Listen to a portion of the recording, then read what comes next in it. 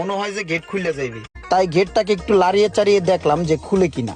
তবে হেলিকপ্টারে কোনো ধরনের কোনো টেনশন নাই যদি আপনি পাকনামি না করেন। উপর থেকে পাখির চোখে যখন আপনি জমিনের দিকে তাকাবেন, বড় বড় স্থাপনাকে টুকটাক দেখবেন আর মানুষগুলোকে পিঁপড়ার মতো মনে হবে। আর দেখতে দেখতে পদ্মা নদী চলে আসলাম। কানের হেডফোনটা খুলে চেক করলাম কেমন শব্দ হয় হেলিকপ্টারে।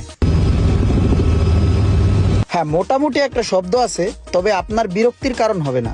30 থেকে 32 মিনিট ফ্লাই করার পরে আমরা ল্যান্ডিং পয়েন্টে চলে আসছি।